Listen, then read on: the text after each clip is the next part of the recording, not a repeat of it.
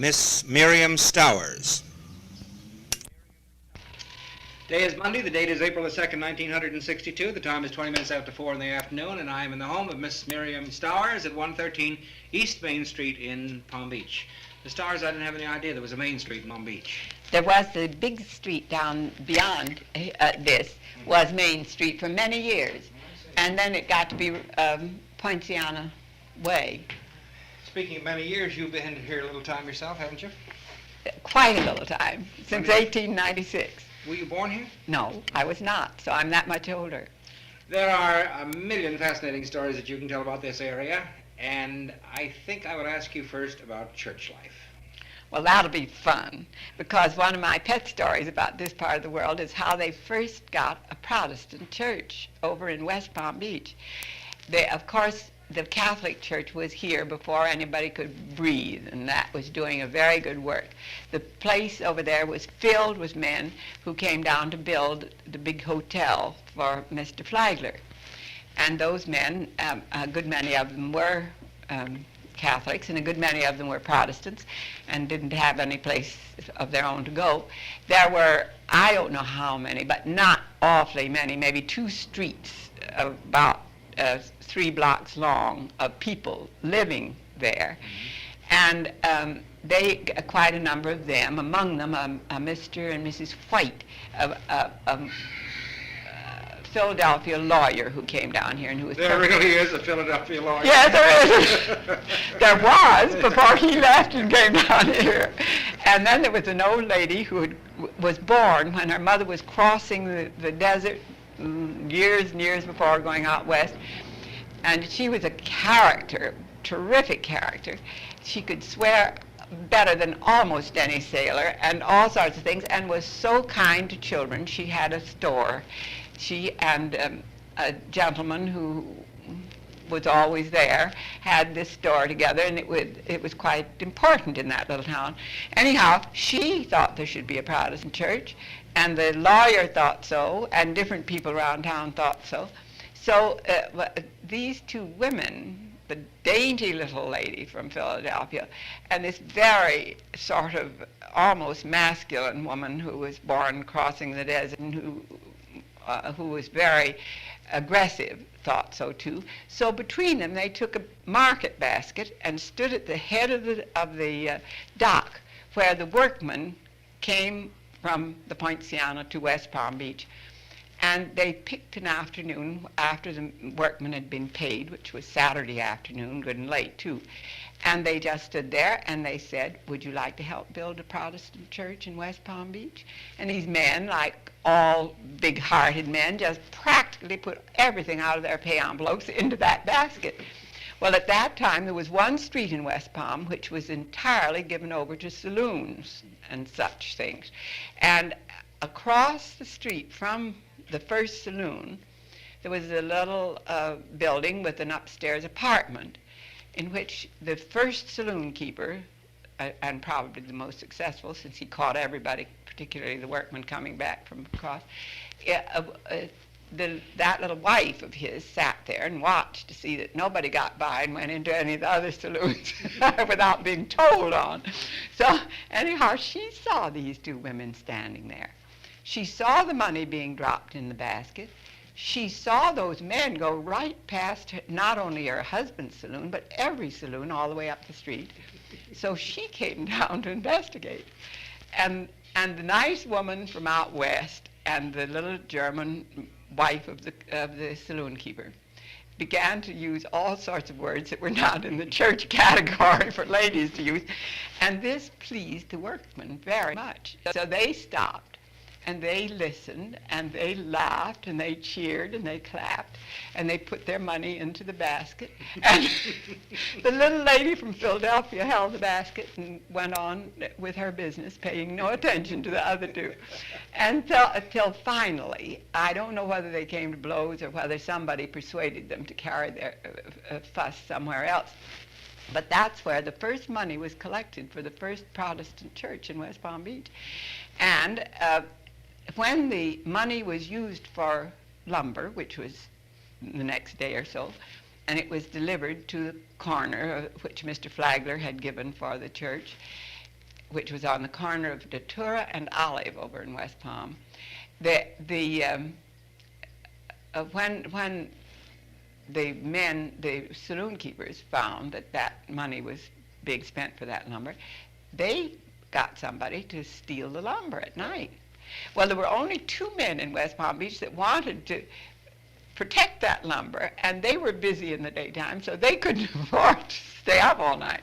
So they had to use some of the money, of course, to engage people to watch the lumber until the lumber was nailed down. And that was the beginning of what now it was a Union church, and now it's the descendant of that church is the Union Congregational Church in West Palm Beach. Now, we've covered the first Protestant church in West Palm Beach. Let us go from the Sublime to the other side of the lake and talk about E.R. Bradley's Beach Club. You know anything about that? Well, it does 1 or 2 things. How do you happen to know so much about it? But this I do know, that we had a terrible hurricane here. This is typical of Mr. Bradley. What year was this? Do you remember? 28 was one. I think it was, no, it wasn't. Yes, probably 28. Probably 28. At that time, most of the houses in West Palm Beach were on stilts. And I don't mean real stilts, but they were up above the soil, and there were these little pillars underneath that went down into the ground. And among the churches, most of them built that way. And there was a Baptist church that was quite young, it was new, and it was built that way. And it was taken right off of those stilts and put down on the ground a little way further off because it gave the wind such a good sweep. Well, the following winter, not immediately after the hurricane, of course, there was to be a day when every good Baptist was to give his whole day that day to helping get that church back on its stilts. There's a good name for it, but I don't remember what the name is. And so that day happened to be a day when the Beach Club was having some very big event. I don't know whether it was a big party or what it was, but everybody was supposed to be on duty. And one man, a key man, did not appear. And Mr. Bradley went to Bert Lloyd, one of his employees that he depended on to keep tabs on things. And he said, "Bert, what's happened to John? He isn't here today." And Bert said, "Oh, Mr. Bradley, I did hope he would get through the day without noticing that he wasn't here. He would not come." And Mr. Bradley said, "He would not come?" And Bert said, "No, his church was blown off of its underpinning during the hurricane, and every good Baptist was asked to come today and help to get that thing back, and everybody was supposed to do it regardless, and when I talked to him about it, he would not be budged. He said he would have to be there. It was his duty to be there." So Mr. Bradley didn't say anything, went to his desk and began to write, and Mr. Lloyd thought he was writing a dismissal. Instead, he wrote a check for $1,000 for this man's church.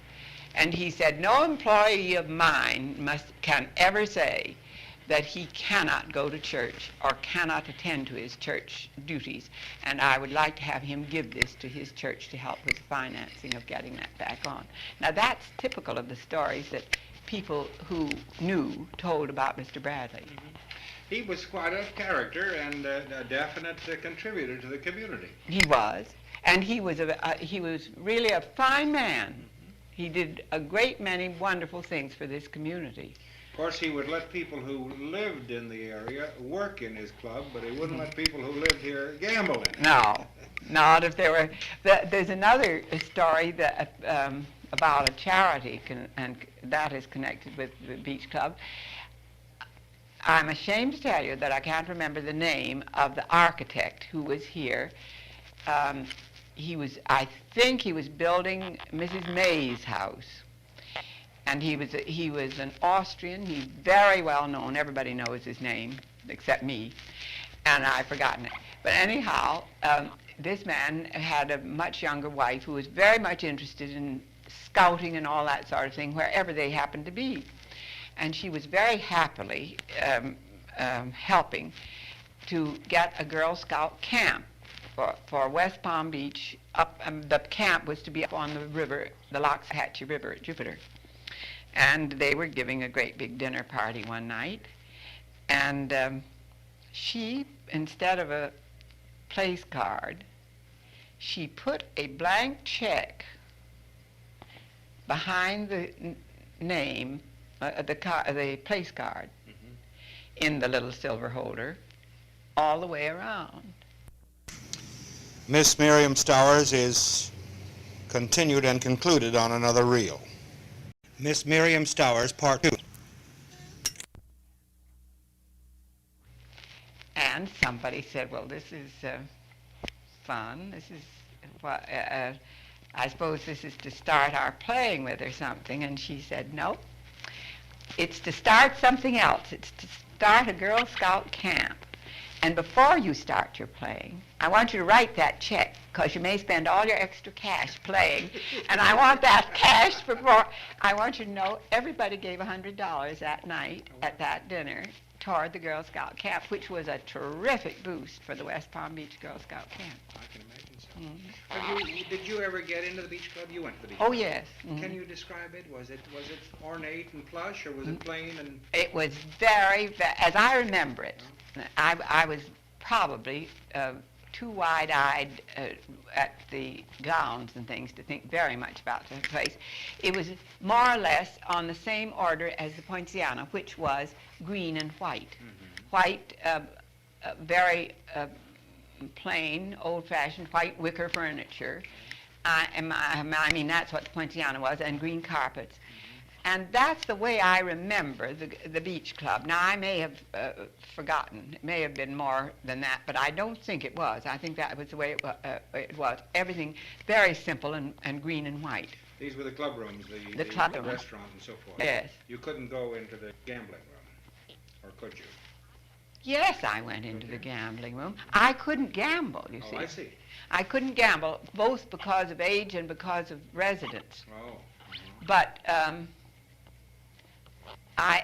oh, heavens, I was so wide-eyed and excited, I didn't know what to do about going in the gambling room. That was wonderful fun. Did you attend any of those fancy dress balls at the Poinciana? Oh, yes, and they were very spectacular. But every night was spectacular because everyone was dressed I mean, all of the ladies were beautifully gowned, and they promenaded around. I mean, it wasn't a time like this when everybody has to be doing something. You could promenade around between dances and be very happy. You didn't have to have some form of entertainment all the time. And that was one of the things, as I look back on that, what I saw then. Of course, I was young, and I wasn't allowed to stay up except when there was going to be a concert at the Poinciana or something like that was happening that made it possible for me to stay up that late. But that is one of the very charming things about life here then.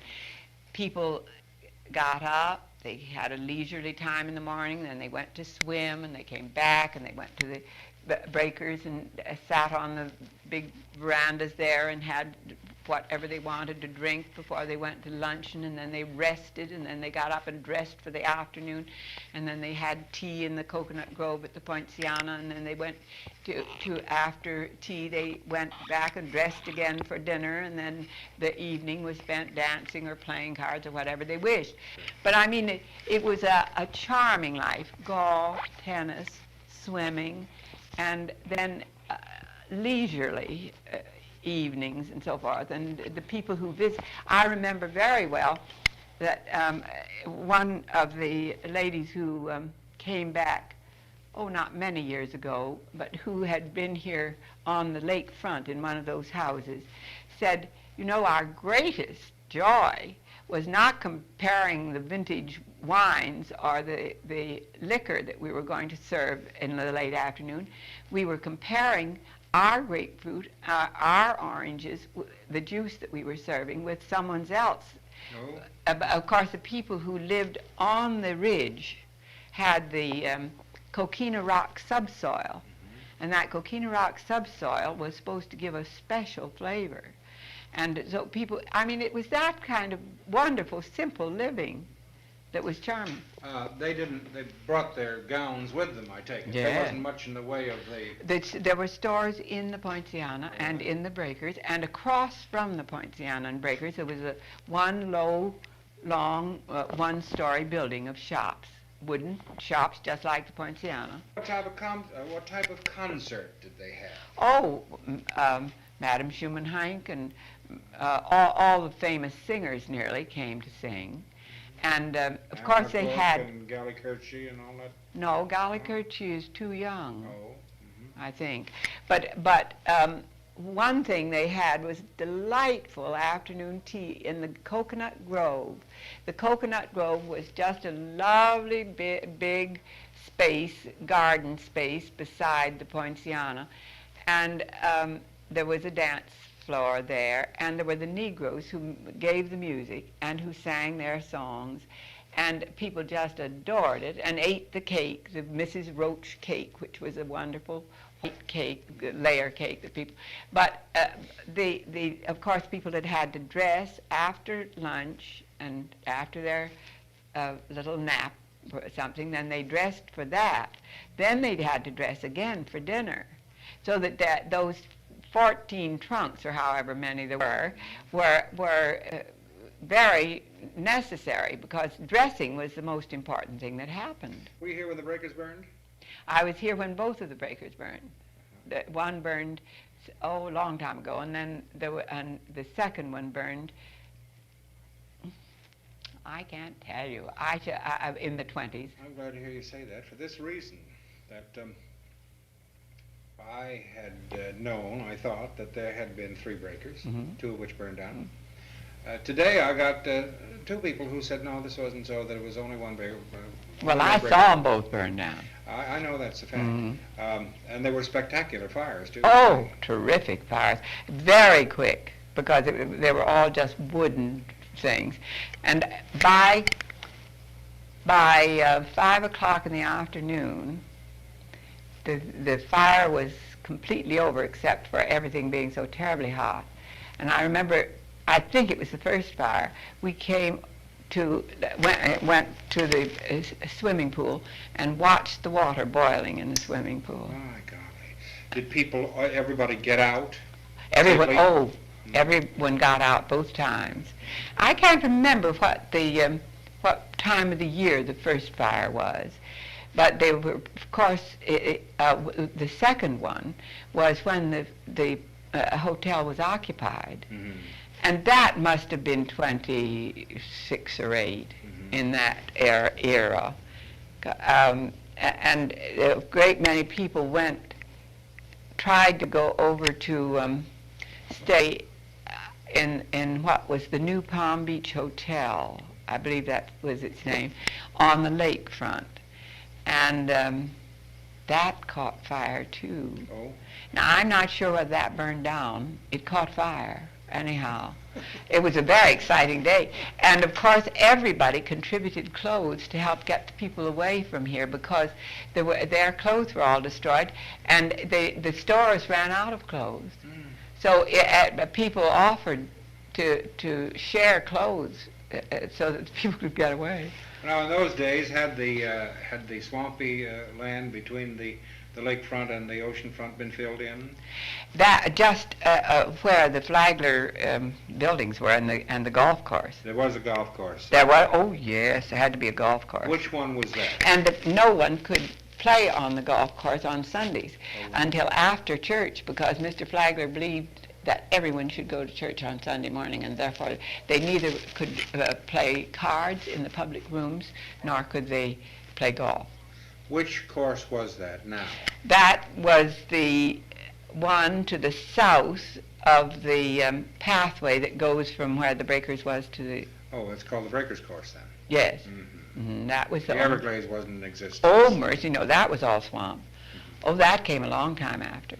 And that was, let me think. I'm all balled up as to dates. I haven't any idea. But I know, oh yes, I know. It was, the Breakers, I'm quite sure, was started in the fall of 1918. Or the summer, it must have been the summer of 1918.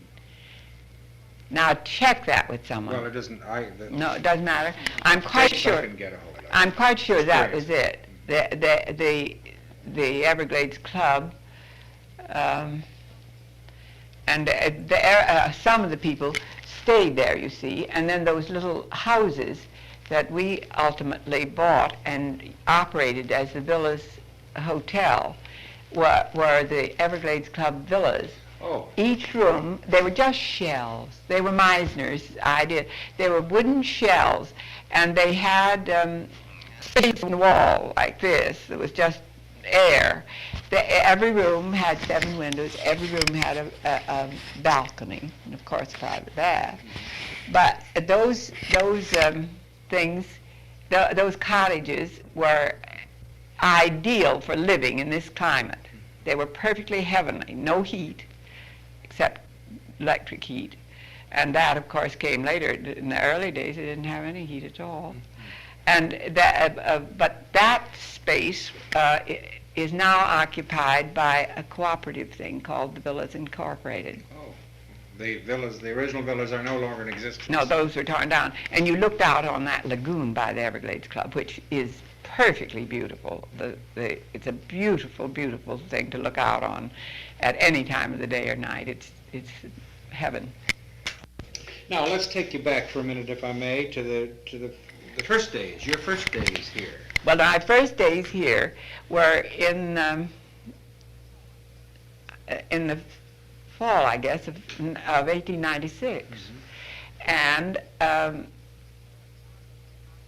that was our house was not finished, and there were 2 very nice people, 2 very charming gentlemen who came here just to explore and to see things and decided they'd buy some property. Their name was Clough, C-L-O-U-G-H, and they were from Cleveland, and one brother bought a strip of land just north of where the North Bridge is now, and that went from lake out wherever it ended, in swamp probably, and the other one went quite far south, and they both had a good big section of their property planted in pineapple fields. And they engaged to manage their pineapple fields and to take care of the property, a young Englishman. And when we arrived, this was with my younger father, the clergyman, when he arrived with his wife, who was in her early 20s, not very old, and 3 little children, this young Englishman said, "Oh, your house isn't ready. I'm sure that Mr. Clough would like to have you stay in his house until yours is ready." And so he got in touch with Mr. Clough, and then Mr. Clough invited us to go and stay in his house, which was very, very considerate, because renting a house was out of the question, and it would have been pretty awkward. So anyhow, that was just north of the North Bridge on the west side of the lake. That was called the Clough Plantation. Clough Plantation. There were 2 Clough plantations. And one of those, Mr. Clough, of the 2 brothers, was here about 3 winters ago. He now lives out in California, and we had a wonderful time talking over what the things that I remembered from there. But one thing, the lake was a beautiful lake. It didn't have any of this dark stain that comes from the roots that stain the water in the drainage ditches that come from the Everglades. And it was beautifully clear and white, and everybody had a boat. Most everybody had a sailboat. And my young father was a very stern one, and he loved to sail, and so did Mr. Armstrong. But so when we went to town for anything, paper of pins or all the food for the coming week, we had to go in the boat, because from in that little distance, maybe a half mile, I don't know whether it's farther than that or not, there were snakes in the woods. We'd have to go through a little path in the woods. Just as when we wanted to go to the beach, we had to go through some friend's property. But there was always the question of snakes that you had to watch out for. And so we'd go in this little sailboat, and that I remember very well that we were told that if any one of us fell off the seat when the boat was tacking, as it had to, even in that little distance, and if we got up and whimpered, we could never go in the boat again. And we knew that meant business. So we got black and blue falling off the seats, but we never dared to whimper, which was a very good lesson to learn. But anyhow, also, there were people about that you didn't want to meet in the woods, even though you lived on the edge of the woods. So then you'd go down, and there were 3 streets, if I remember correctly, that went east and west. In West Palm Beach. In West Palm Beach. And one of them was Clematis was then the store street. And that's where everybody had to go to do their shopping. There was a little cute, shacky place right over here, up about where South County Road and Main Street meet. And that was where the Negroes lived in those days. Oh. And the ones that lived in Palm Beach, they had to live in Palm Beach if they were going to work in Palm Beach. And the gardeners were, except those very excellent European gardeners that were responsible for bringing all sorts of things to the better homes along the lake. Oh, there was some wonderful knowing people that went in sailboats over to the islands and brought back lots of the things that we think of as just being native to Palm Beach, and they weren't. They were brought from the Bahamas. Oh, mm-hmm. And those Negroes were the assistants to these wonderful European gardeners who were working for the men who had the judgment to want to get these tropical things from all around the islands. You know, in the early days, you ought to have somebody who lived here way back in those early days. Each person had a cache on the beach, because there would be, in the fall particularly, there would be wrecks along. And sugar and all sorts of things like that would be washed ashore, things that they couldn't get except by going clear up to Jacksonville in a sailboat. So they would all meet, and everybody would get their share according to their family and so forth, and then they'd put those things in their cache, and nobody, no matter how good friends they were, would dare to walk anywhere near anyone's else cache, because the need was so great. Mm-hmm. And another thing, people think, or did think, until Mr. Flagler proved otherwise, that you could not grow vegetables down here. Really? That was in 86 to 94 that there were terrific freezes every year, about 6 years, very bad freezes, up in the Lake Wales area where they were growing citrus at that time.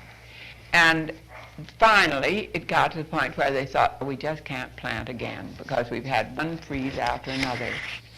And so Mr. Flagler sent a carload of vegetable seed down here and said, give these seeds to everybody who owns citrus property. Tell them to plant their citrus shoots, the little trees again, but to plant these things between the rose citrus, because these will not freeze these will stand more cold than the citrus will, and they'll have something that they can sell afterwards.